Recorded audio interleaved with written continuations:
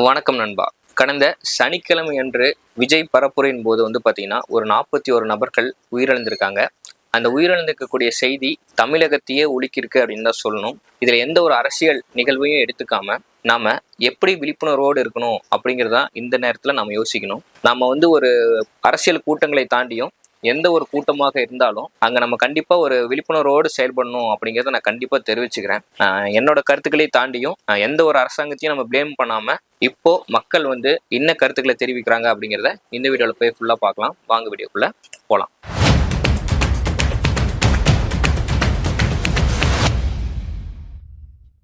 ஆனா கரூர்ல பாத்தீங்கன்னா இப்போ 41 பேர் இறந்திருக்காங்க. நான் என்னுடைய ஆழ்ந்த இரங்கலை தெரிவிச்சுக்கிறேன். அதுல ஒரு 41 பேர் குழந்தைங்கள பெரியவங்க எல்லாமே இறந்துட்டாங்க. அவங்களுக்கு ஒரு அனுதாபத்தை தெரிவிச்சுக்கிறோம். அவங்க குடும்பத்துகளுக்கும் ஆழ்ந்த இரங்கலை தெரிவிச்சுக்கிறோம். தேர்தல் பிரச்சாரத்துல உயிரிழந்த மக்களுக்கு ஆழ்ந்த இரங்கலை தெரிவிச்சுக்கிறோம். ஒரு 41 பேர் செத்துருக்காங்கன்னு சொல்லி நேற்று வரைக்கும் சொல்லியிருக்காங்க நியூஸ்ல. இது மிகப்பெரிய வருத்தம் அளிக்கக்கூடிய செய்தி தான். 12 மணிக்கு பர்மிஷன் வாங்கிட்டு 7:30 மணிக்கு வராருன்னா எந்த அளவுக்கு ஒரு இதா இருக்கும். இவனுங்களா உருவாக்கிக்கிறானுங்க. 8:30 மணிக்கு மீட்டிங் போக வேண்டிய ஆளு 8:30 மணிக்கு சென்னையில ஃபிளைட் ஏறுறாரு.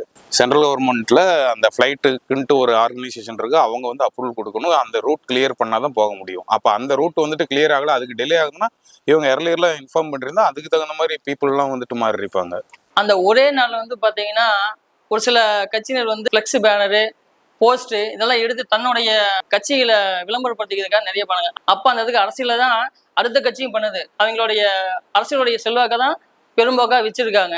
ஆக மொத்தம் மக்கள் முழுக்க முழுக்க விழிப்புணர்வு ஆயிடுங்க. தளபதி விஜய் என்ன சொல்லியிருக்கிறாரு அப்படின்னு பாத்தீங்கன்னா, பொதுமக்கள் கர்ப்பிணி பெண்கள், குழந்தைகள், அது மாதிரி வயதில் முதியவர்கள் இவங்களெல்லாம் யாருமே என்னுடைய பிரச்சாரத்துக்கு வர வேண்டாம், என்னோட வண்டியை பின்தொடர வேண்டாம் அப்படின்னு சொல்லி அவரே அறிக்கை விட்டுட்டு தான் வராரு. இருந்தாலும் அவர் மேல இருக்கிற ஒரு பேர் அன்புனாலையுமே அவர் ஒரு ஃபர்ஸ்ட் டைமா பார்க்குறேன் அப்படிங்கிற ஒரு நான் சந்தோஷத்தினாலையும் எல்லாருமே அவரை பார்க்கறதுக்காக மிகப்பெரிய மக்கள் கூட்டம் அங்கே கூட்டமாக வந்துட்டு இருக்காங்க. அந்த கூட்டத்தில் விஜய் வண்டி வரும் வரை எந்த பிரச்சனையும் நடக்கவில்லை. விஜய் வண்டி நிறுத்தி பேசும் பொழுது அங்கே கரண்ட் கட் ஆகிறது. கரண்ட் கட் ஆனதோட உடனேயே விஜய் பேச தொடங்கியதும் ஆம்புலன்ஸ் உள்ள ஏன் ஆம்புலன்ஸ் வருதுன்னு கேட்குறாரு. ஆம்புலன்ஸ் வந்த உடனே தள்ளுமுள்ளு ஏற்பட்டு சித்தங்கோரத்தில் அது போட்டெல்லாம் மிதிச்சு தள்ளி விட்டதா சொல்றாங்க. விஜய் ரசிகர்கள் விஜய் மேல செருப்பு எடுத்து வீச மாட்டாங்க. எடுத்து வீசினதுக்கு அப்புறம் விஜய் பேசியே நிறுத்திட்டு ஏதோ ஒரு குழந்தையை காணான்னு சொல்றாங்க. அந்த குழந்தையை கண்டுபிடிச்சிட்டாங்கன்னு மட்டும் விஜய் சொல்லிட்டு விஜய் போயிடுறாரு. இது வரைக்கும் பாத்தீங்கன்னா 60 பேர் கள்ளக்குறிச்சியில இறந்தாங்க. அதை ஒரு பெரிய பப்ளிசிட்டியா பண்ணல. அதை சீக்கிரமா மூடி மறைச்சாங்க. ஒரு டிரைனேஜ் குழி ஓப்பன்ல இருந்துச்சு, அதுல ஒரு பொண்ணு விழுந்து இறந்தாங்க. அது இன்னைக்கு வரைக்கும் யாருக்கு தெரியுமா தெரியாதான்னு கூட தெரியல. அதையும் அப்படியே ஆஃப் பண்ணிட்டாங்க. அதே மாதிரி பாத்தீங்கன்னா ஏர்போர்ட்ஸ் நடத்தினாங்க, அதுல 5 பேர் இறந்தாங்க. அதுக்கு தமிழ்நாடு அரசு ஒரு பொறுப்பை ஏத்துக்கல. வெயிலின் தாக்கம் அதிகமா இருந்துச்சு, அதனால இறந்துட்டாங்க அப்படின்னு சொல்லி அவர்கள் சொல்லியிருக்கிறாரு. அதுல செத்தவங்கள நிறைய பேர் அந்த உள்ளூர்காரனே கிடையாது. மேட்டூர்ல இருந்து ஒரு பையன் போய் சேர்த்திருக்கான். மேட்டூர் எங்க இருக்கு, கரூர் எங்க இருக்குது?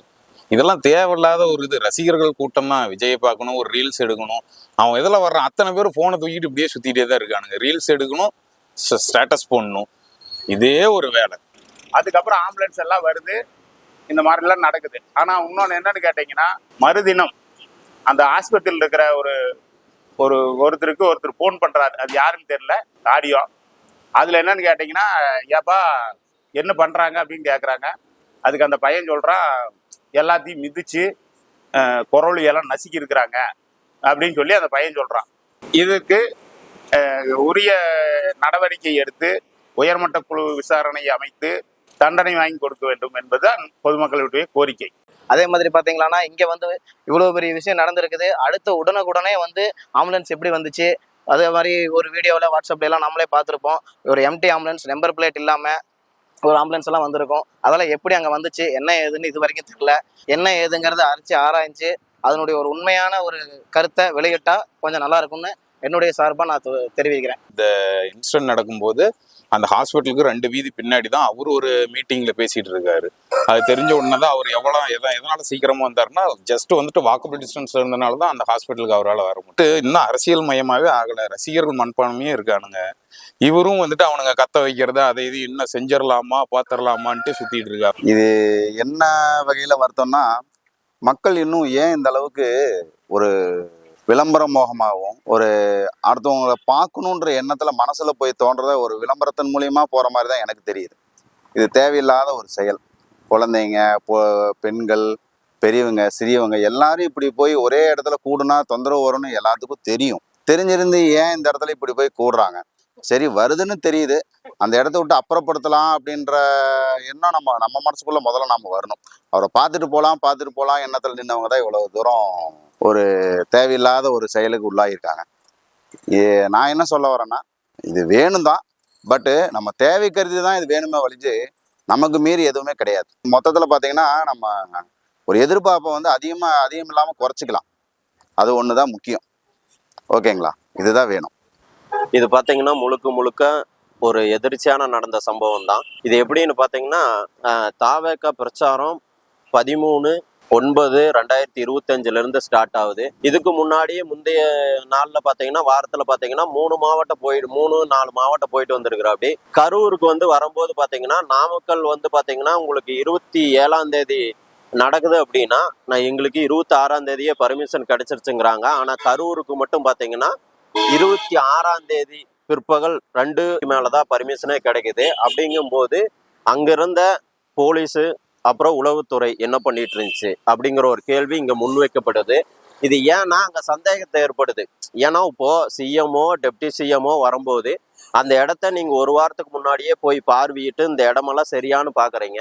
இதே ஒரு அரசியல் கட்சி தலைவர், புதுசா வர தலைவர் ஒரு வரும்போது ஏன் அவருக்கு உரிய பாதுகாப்பு கொடுக்கல அப்படிங்கும்போது அங்க மிகப்பெரிய சந்தேகம் ஏற்படுது. மக்கள் வந்து பலி ஆகியிருக்காங்க. அது ஏன்னா சரியான முறையில் வந்து அந்த கூட்டத்தை நடவடிக்கை கடைபிடிக்க முடியாது. நம்ம விழிப்புணர்வோடு போயிருந்தோம்னா அந்த கூட்டத்தில் நம்மளுடைய ஃபஸ்ட்டு பாதுகாப்பை நம்ம பார்க்கணும். அதை நம்ம பார்க்காம விழிப்புணர்வு இல்லாமங்காட்டிக்கு சரியான முறைக்கு நடக்காமல் உயிர் சேதம் ஏற்பட்டுச்சு.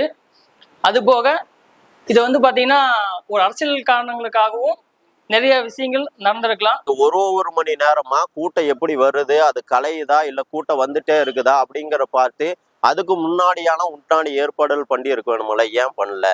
செயல்பட்டுச்சா அப்படிங்கிற ஒரு சந்தேகம் ஏற்படுது. அரசியல் கூட்டங்களுக்கு போகும்போது குழந்தைகளை தவிர்க்க வேணும். ஏன்னா நாம போயிடலாம், அந்த குழந்தைகளுடைய நிலைமை வந்து ரொம்ப வாழ்க்கையே முழுசும் போயிடும்.